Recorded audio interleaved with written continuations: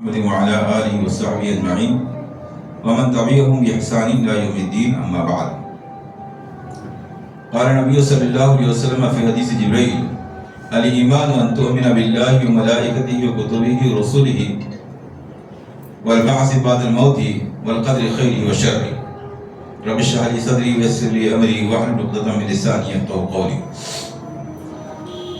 معزز سامعین کرام اور قابل احترام خواتین، جیسا کہ آپ کو معلوم ہے کہ آج کے درس کا عنوان حدیث جبرائیل کی شرح ہے، اور ہم لوگ اب ایمان کے 6 ارکان میں سے آخری رکن یعنی ایمان بالقضاء والقدر پر گفتگو کرنے والے ہیں، جس کو آسان لفظوں میں آپ کہہ سکتے ہیں تقدیر پر ایمان. ایمان کے جو 6 ارکان ہیں ان میں سے 6واں رکن تقدیر پر ایمان ہے. تقدیر پر ایمان کتنا ضروری ہے؟ اس کی ایک دلیل تو یہ کہ اللہ کے رسول صلی اللہ علیہ وسلم نے ایمان کے 6 پلرز میں سے 6 ستون میں سے ایک تقدیر پر ایمان کو بھی شمار فرمایا. گویا جو آدمی تقدیر پر ایمان نہیں رکھتا ہے وہ ایمان کے 6 بنیادی ارکان میں سے ایک رکن ہی کو نہیں مانتا ہے. یہاں تک کہ اللہ کے رسول صلی اللہ علیہ وسلم نے ارشاد فرمایا: لا یؤمن عبد حتی یؤمن ب40. 4 چیزوں پر ایمان لائے بغیر کوئی آدمی مومن نہیں ہو سکتا ہے. یشہد ان لا الہ الا اللہ وان محمد رسول اللہ بعثنی بالحق. پہلی بات یہ کہ اس بات پر ایمان یقین ہو کہ اللہ رب العالمین کے علاوہ کوئی معبود حقیقی نہیں، اور اس بات کی شہادت دے کہ میں یعنی محمد صلی اللہ علیہ وسلم اللہ کے رسول ہیں، کہ اللہ رب العالمین نے مجھ کو حق کے ساتھ بھیجا ہے. وَيُؤْمِنُ بِالْمَوْتِ، اور موت پر ایمان. وَيُؤْمِنُ بِالْبَعْثِ بَعْدَ الْمَوْتِ، اور موت کے بعد دوبارہ زندہ اٹھائے جانے پر ایمان. وَيُؤْمِنُ بِالْقَدْرِ، اور تقدیر پر ایمان. تو جن 4 چیزوں پر ایمان لائے بغیر کوئی شخص مومن نہیں ہو سکتا ہے، یا جن تمام باتوں پر ایمان لائے بغیر کوئی ایمان والا اور مومن نہیں ہو سکتا ہے، ان میں سے ایک اہم چیز تقدیر پر ایمان بھی ہے. اور یہ ایک ایسا بڑا مسئلہ ہے کہ امت میں جو گمراہ فرقے، مشہور گمراہ فرقے پیدا ہوئے ہیں، ان میں 2 فرقے اسی تقدیر کو صحیح طریقے سے نہ سمجھنے کی وجہ سے پیدا ہوئے. 2 فرقے صرف تقدیر کے معاملے میں گمراہ ہوئے. ایک کا نام قدریہ ہے اور دوسرے کا نام جبریہ. اب اس نام سے یہ فرقے نہیں پائے جاتے. اب تو مشہور فرقے حنفی، مالکی، حنبلی بچے ہیں، حالانکہ اس سے پہلے بہت سے فرقے ایمان اور عقائد سے متعلق پیدا ہوئے ہیں. اب وہ سارے فرقے انہی ساری فرقوں میں ضم ہو گئے ہیں، مل گئے ہیں. یعنی آج بھی ہمیں قدریہ کی ذہنیت کے لوگ ملیں گے. قدریہ نام سے کوئی فرقہ نہیں ملے گا، جبریہ نام سے کوئی فرقہ نہیں ملے گا، لیکن اس ذہنیت کے لوگ ہم کو مل جائیں گے. قدریہ اس فرقے کا نام ہے جو سرے سے تقدیر کا انکار کرتا تھا، جو کہتا تھا تقدیر نام کی کوئی چیز نہیں، بندہ اپنی تقدیر خود بناتا ہے. انسان جو چاہے کر سکتا ہے، کوئی چیز رکاوٹ بننے والی نہیں ہے، کوئی چیز پہلے سے لکھی ہوئی نہیں ہے. انسان اپنی محنت سے اپنا مقدر لکھتا ہے. اس قسم کے الفاظ آج بھی سننے میں آتے ہیں، مسلمانوں میں بہت سے لوگ اس قسم کے الفاظ بولتے ہیں. یہ قدریہ کی ذہنیت ہے، تقدیر کا انکار. دوسرا فرقہ جبریہ ہے، جو جبر سے، زبردستی سے بنا ہے. جبر کے معنی زبردستی. اس کا کہنا یہ تھا کہ انسان اللہ رب العالمین کی متعین کی ہوئی تقدیر کے آگے اس قدر مجبور محض ہے، مکمل طریقے سے مجبور ہے کہ جیسے ایک مشین مجبور ہوا کرتی ہے کہ اس کا مالک اگر اسے نہ چلائے تو خود سے وہ نہیں چل سکتی ہے. اس کے پاس کوئی اختیار، کوئی مرضی، کوئی چاہت، کوئی قدرت نہیں ہے، بلکہ سب کچھ اللہ رب العالمین ہی کرتا ہے. انسان مکمل طریقے سے مجبور ہے. یہ دوسرا فرقہ تھا. تو کہنے کا مطلب یہ ہے کہ اسی تقدیر کو صحیح طریقے سے نہ سمجھنے کی وجہ سے 2 فرقے گمراہ ہوئے ہیں. یہ اتنی اہم چیز ہے. تقدیر کسے کہتے ہیں؟ تقدیر عربی زبان کا لفظ ہے جس کا معنی ہوتا ہے کسی چیز کا ٹھیک ٹھیک اندازہ لگانا. اب ایک اندازہ تو وہ ہوتا ہے جو ہم اور آپ لگاتے ہیں، جس کو تکا کہہ سکتے ہیں آپ، اندازہ لگانا، خیال پیدا کر لینا، تو کبھی صحیح ہوتا ہے کبھی غلط ہوتا ہے. لیکن ایک ہے اللہ رب العالمین کا اندازہ لگانا. اللہ کے اندازہ سے مراد یہ ہے کہ اللہ رب العالمین نے علم اور یقین کے ساتھ ساری چیزوں کو متعین کر دیا ہے. اس میں شک شبہ کی، خیال اور تکے کی گنجائش نہیں ہے. تو عربی زبان میں تقدیر کہتے ہیں اندازہ لگانے کو، اور اسلام کی زبان میں تقدیر کہتے ہیں اللہ رب العالمین کے سارے لوگوں کے تمام انجام کے لکھ دینے کو.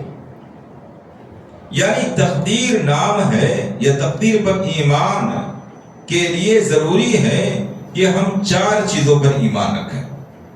تقدیر پر ایمان کے لیے 4 چیزوں پر ایمان رکھنا ضروری ہے. وہ 4 چیزیں کیا ہیں؟ پہلی بات یہ کہ علم. پہلی بات علم.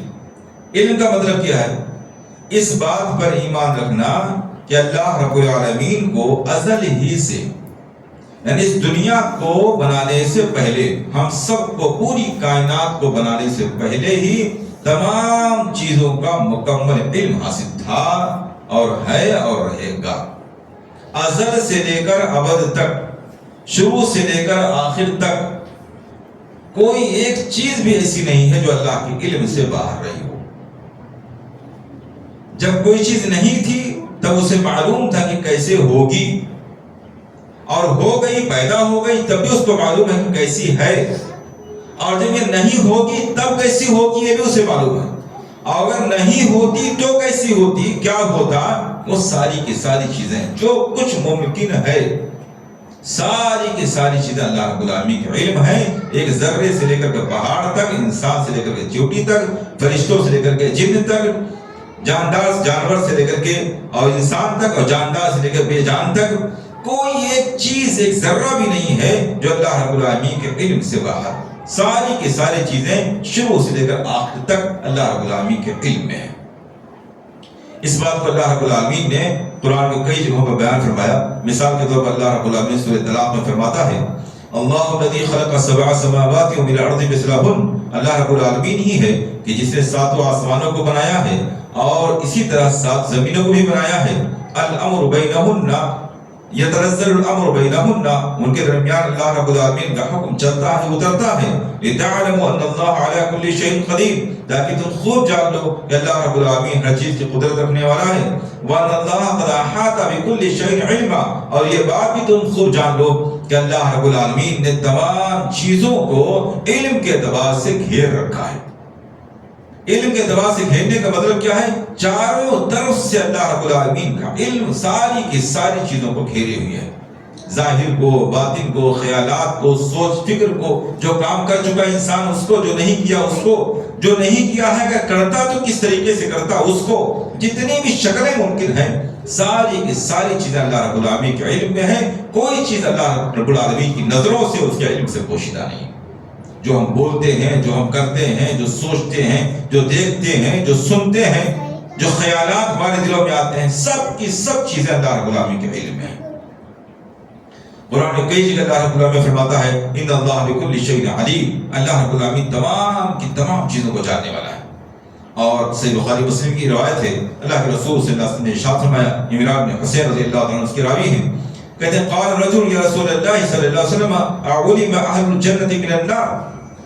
ایک آدمی نے سوال کیا کہ اللہ کے رسول صلی اللہ علیہ وسلم کیا جنتی اور جہنمی سب معلوم اور متعین ہیں؟ اللہ رب العالمین کے علم ہے کہ کون جنتی ہے کون جہنمی ہے؟ آپ نے فرمایا ہاں، جنتی اور جہنمی سب اللہ رب العالمین کے علم میں ہے.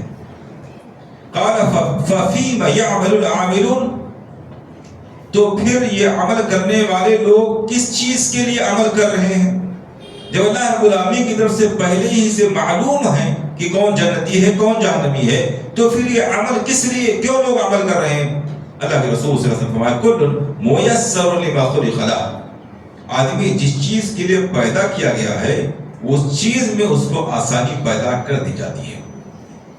جس چیز کے جنت کے لیے پیدا کیا گیا ہے تو جنتیوں والا عمل کرتا ہے، نیک اعمال کی کوشش کرتا ہے، اللہ رب العالمین جنتیوں کے اعمال اس کے لیے آسان کر دیتے ہیں. جہنم کے لیے پیدا کیا گیا ہے تو جہنم والے اعمال اس کے لیے آسان کر دیے جاتے ہیں. اب انسان کو یہ تو معلوم نہیں کہ وہ کس کے لیے پیدا کیا گیا ہے، اس لیے وہ جنتیوں والے اعمال کو کرنے اور اس کی کوشش کرنے، اس کی طلب کرنے، اس سے دعا کرنے کے لیے آگے بڑھتا رہے۔ یہ پہلی چیز، تقدیر پر ایمان کا پہلا پوائنٹ کیا ہے؟ اس بات پر یقین رکھنا، ایمان رکھنا کہ اللہ رب العالمین تمام کی تمام چیزوں کا مکمل علم رکھنے والا ہے، کوئی چیز اس کی نظروں سے پوشیدہ نہیں۔ دوسری چیز الکتابۃ، یعنی لکھنا۔ لکھنے سے مراد یہ ہے کہ اللہ رب العالمین نے تمام چیزوں کی مکمل تفصیلات، تمام چیزوں کی، کوئی ذرہ بھی اس سے باہر نہیں ہے، انسان کی، جنات کی، فرشتوں کی، چرند کی، پرند کی، جاندار کی، بے جان کی، جتنی بھی چیزیں ہو سکتی ہیں، تمام چیزوں کی مکمل تفصیل ایک ایک ذرے کے ساتھ اللہ رب العالمین نے آسمان و زمین کی پیدائش سے 50,000 سال پہلے لوح محفوظ میں لکھ دیا ہے۔ تمام تر تفصیل، ہم بیٹھے ہوئے یہاں سن رہے ہیں، میں بول رہا ہوں، یہ اور اس سے بھی زیادہ چھوٹی چھوٹی چیزیں اللہ رب العالمین نے آسمان و زمین کی پیدائش سے 50,000 سال پہلے لکھ دیا ہے۔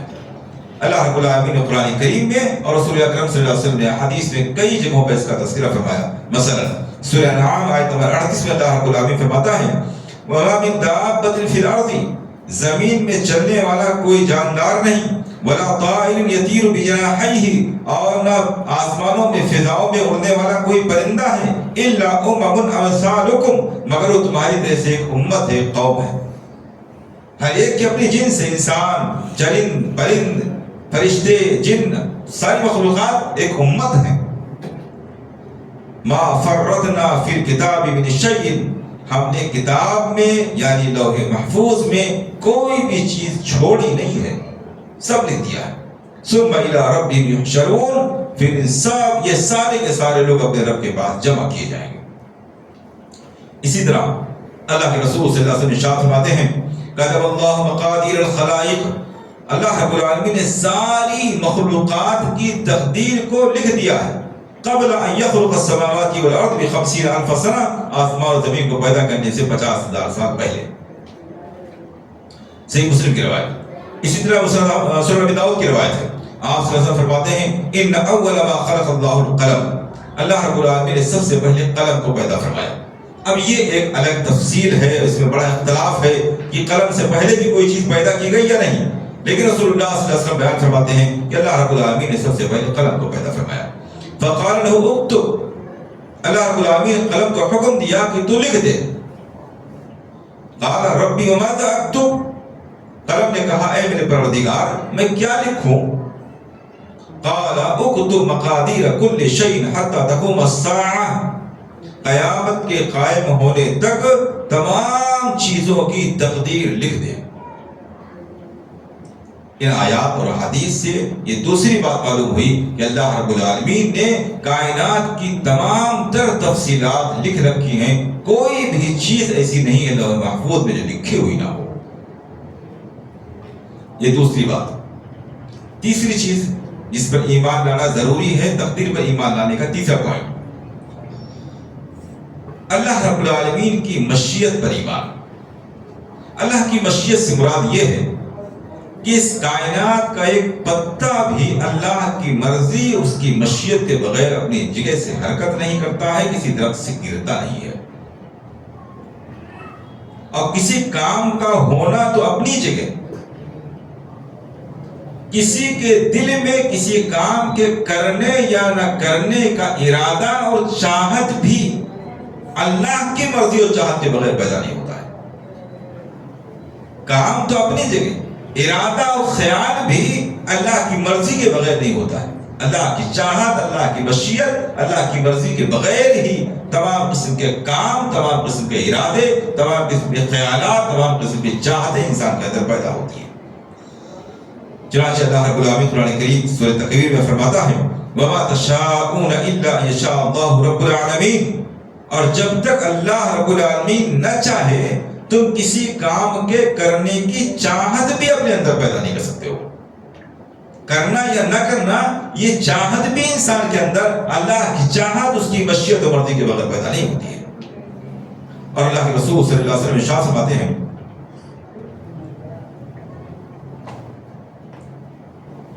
ان قلوب بنی آدم کلھا بین اصبعین، تمام آدم کی اولاد یعنی آدمیوں کے دل، تمام انسانوں کے دل رحمان کی انگلیوں میں سے 2 انگلیوں کے درمیان ہیں۔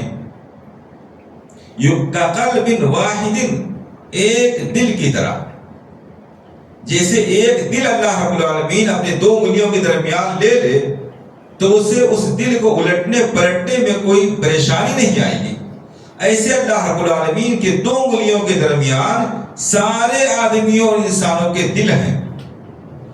یصرفہ کیف یشاء، وہ انسانوں کے دل کو اپنی انگلیوں میں لے کر جیسے چاہتا ہے الٹتا پلٹتا رہتا ہے۔ عربی میں دل کو قلب کہا جاتا ہے، اور قلب کا معنی ہی ہوتا ہے وہ حصہ جو کبھی ایک حالت پر باقی نہ رہے، الٹتا پلٹتا رہے۔ اسی لیے ہم دیکھتے ہیں کہ ہمارے دلوں میں کسی کام کے کرنے کا خیال کبھی پیدا ہوتا ہے، کبھی نہیں پیدا ہوتا، کچھ ہم کرنا چاہتے ہیں، کبھی نہیں کرنا چاہتے ہیں، کبھی کچھ ارادہ ہوتا ہے، کبھی کچھ ارادہ ہو جاتا ہے۔ خیالات اور ارادے انسان کے پلٹتے رہتے ہیں، یہاں تک کہ ایمان اور کفر میں بھی تبدیلی پیدا ہوتی رہتی ہے۔ ایک مومن کافر ہو جاتا ہے، کافر مومن ہو جاتا ہے، اسی لیے اس کو قلب کہا جاتا ہے۔ تو یہ سارے لوگوں کے دل ایک دل کی طرح سے رحمان کی 2 انگلیوں کے درمیان ہے۔ کیفیت اللہ بہتر جانتا ہے، کیسے ہیں یہ نہیں معلوم، لیکن حدیث میں بیان کیا گیا تو ایسا ہی ہے، رحمان کی 2 انگلیوں کے درمیان ہے، اور رحمان اپنی مرضی سے لوگوں کے دلوں کو الٹتا پلٹتا ہے۔ یہ جو خیالات کرنے کا، نہ کرنے کا، چاہنے کا، نہ چاہنے کا، خوش ہونے کا، ناراض ہونے کا، جو بھی خیالات انسان کے دل میں پیدا ہوتے ہیں، یہ سارے خیالات اللہ رب العالمین کی جانب سے تبدیل ہوتے ہیں۔ یہ تیسری بات ہوئی، یعنی اس بات پر ایمان کی کائنات کے تمام کام اللہ رب العالمین کی مرضی اور اس کی مشیت کے ساتھ ہی انجام پاتے ہیں، اس کے بغیر کوئی بھی چیز انجام نہیں پاتی ہے۔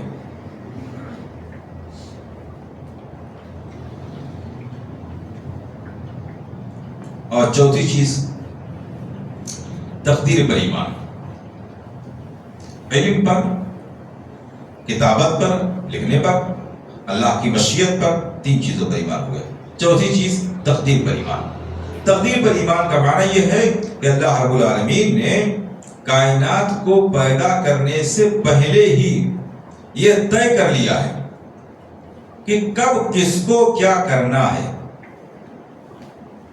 اللہ رب العالمین نے ساری چیزیں پہلے سے طے کر لی، متعین کر دیا ہے کہ کب کس کو کیا کرنا، اچھائی، برائی، غصہ، ناراضگی، نیکی کے کام، لڑائی جھگڑا، جو کچھ بھی انسان کرتا ہے، کوئی اس کی مثالیں نہیں دی جا سکتی، کوئی چیز اس سے باہر ہی نہیں۔ تمام کی تمام چیزیں اللہ رب العالمین نے پہلے ہی سے طے کر رکھی ہیں، اور اللہ رب العالمین ہی ان تمام قسم کی چیزوں کا خالق ہے۔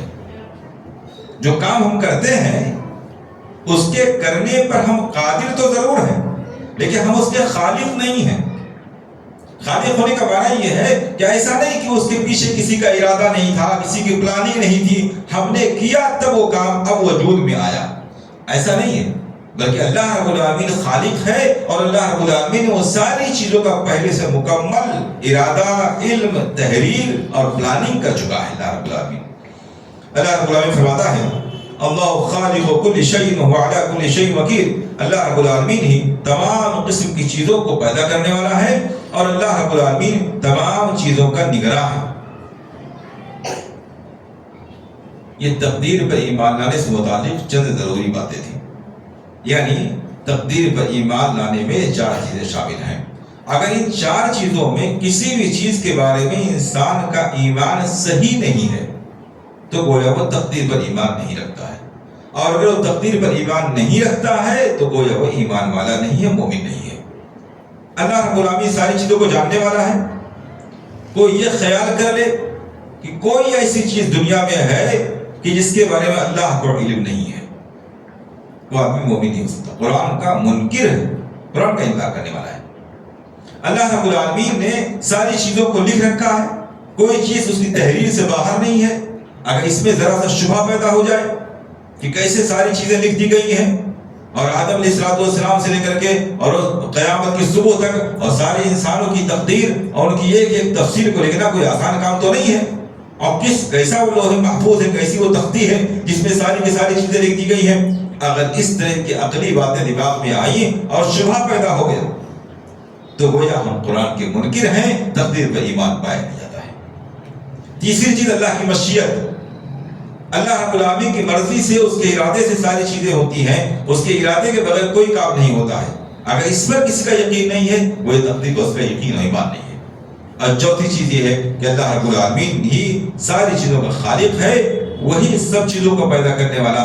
بندہ اللہ کی مرضی سے فاعل ہے، کام کو کرنے والا ہے، کام کی قدرت رکھنے والا ہے، مگر اللہ کی مرضی سے. بندہ اپنے فعل کا فاعل ہے، قادر ہے، مگر وہ خالق نہیں ہے. میں نے شروع میں آپ کو بتایا تھا کہ تقدیر سے متعلق دو قسم کی گمراہیاں پیدا ہوئی، ایک قدریہ، دوسری جبریہ. کچھ لوگوں نے کہہ دیا کہ تقدیر کوئی چیز نہیں ہے، ان کو قدریہ کہتے ہیں. ان کے کہنے کا مطلب یہ تھا کہ انسان آزاد ہے، جو چاہے اپنی مرضی سے کر سکتا ہے، کوئی اس کو روکنے والا، کوئی اس کے پیچھے پلاننگ کرنے والا نہیں ہے. ایسا نہیں کہ ساری چیزیں پہلے سے لکھی ہوئی، تقدیر وقتی کوئی چیز نہیں ہوتی ہے. دوسرا فرقہ ہے جبریہ، جو کہتا ہے انسان مجبور محض ہے، وہ کوئی کام نہیں کر سکتا ہے، وہ ایک مشین کی طرح سے ہے. اور اہل السنہ والجماعہ کا عقیدہ تقدیر سے متعلق دونوں کے درمیان ہے.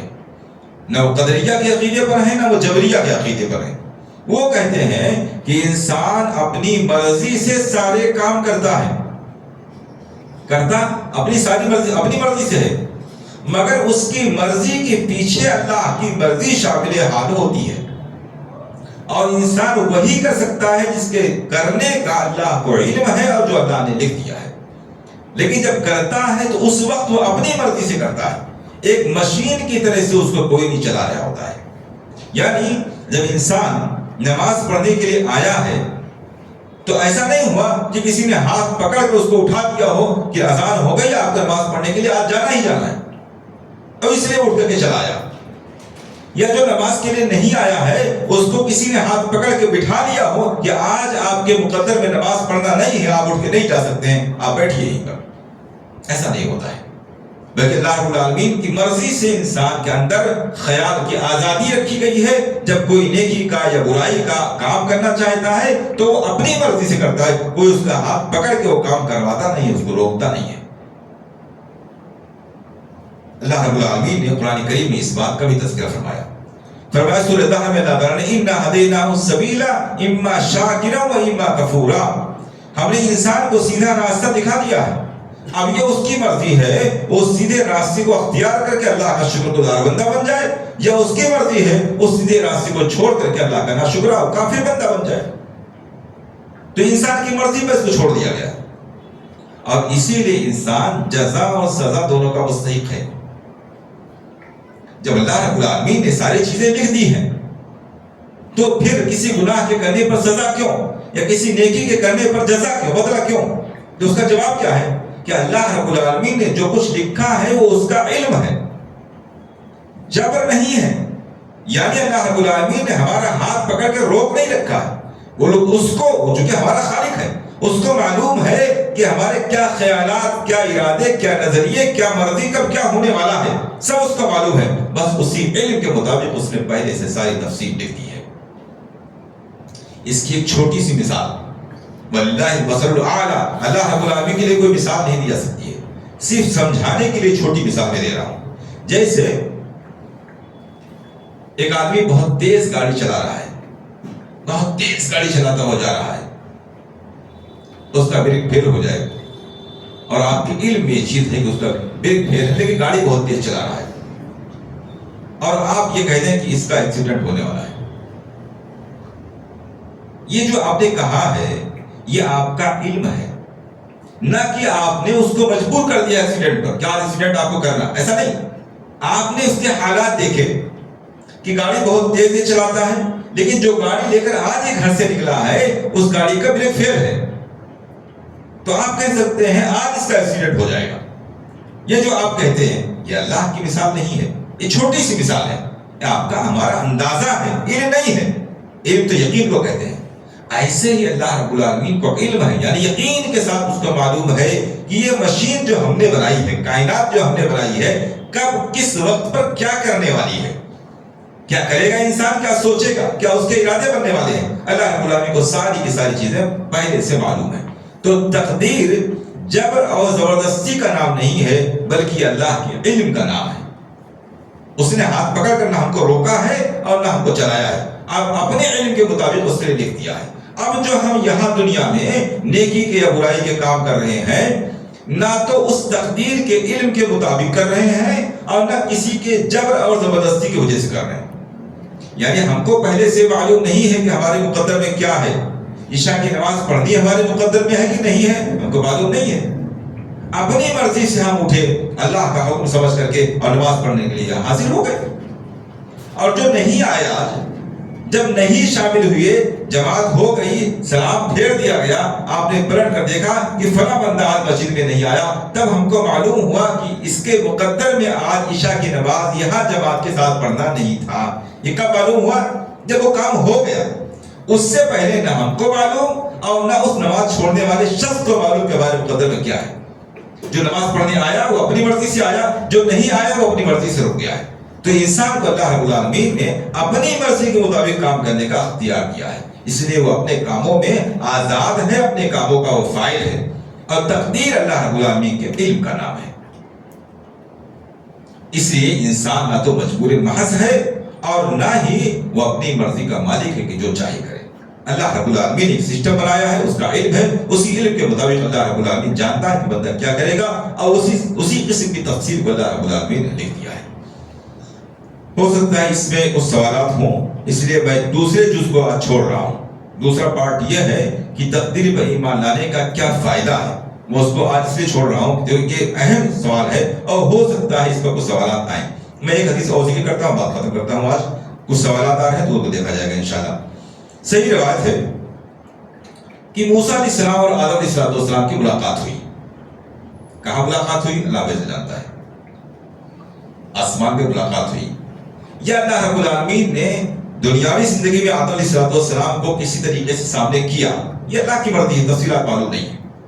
آدم اور موسیٰ علیہ السلام کی ملاقات ہوئی تو آدم علیہ السلام نے موسیٰ علیہ السلام سے بحث کی،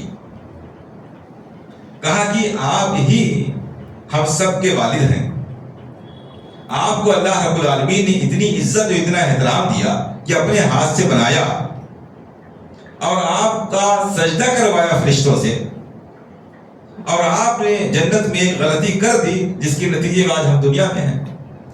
اگر آپ نے وہ جنت کا پھل نہ کھایا ہوتا تو آج ہم سب لوگ جنت میں ہوتے۔ یہ آپ کی غلطی ہے جس کی وجہ سے آج ہم دنیا میں آئے ہوئے ہیں۔ اب یہ نہیں کہا جا سکتا کہ انبیاء کے درمیان اس طرح کی گفتگو کیوں ہوئی ہے، اللہ عالم، شاید ہم تک کوئی میسج دینا چاہتا ہے اللہ تعالیٰ، بیانی گفتگو ہوئی۔ تو آدم علیہ السلام نے اس کے جواب میں کہا، موسیٰ یہ بتاؤ کیا تمہارے علم میں یہ بات نہیں ہے کہ اللہ تعالیٰ نے آسمان و زمین کو پیدا کرنے سے پہلے ہی یہ بات ہم سب کے مقدر میں لکھ رکھا تھا کہ اللہ ہم کو پیدا کرے گا، جنت میں داخل کرے گا، ایک درخت کو کھانے سے منع کرے گا، اور پھر میں اس شیطان کے بہکاوے میں آ کر کے کھا لوں گا، اس کے نتیجے میں دنیا میں آؤں گا اور پھر دنیا ستاروں سے بھر جائے گی۔ کیا یہ ساری تفصیلات اللہ رب العالمین نے نہیں لکھ رکھی تھی؟ اب موسیٰ نے کہا یہ ساری تفصیلات لکھ رکھی تھی۔ کہا جب ساری تفصیل لکھ رکھی تھی تو میں گنہگار کیوں ہوا؟ یعنی مجھ کو تم اس بات پر لعن طعن نہیں کر سکتے ہو، جو غلطی مجھ سے ہوئی اس پر ہم نے معافی مانگ لی، لیکن اس پر لعن طعن نہیں کر سکتے ہو۔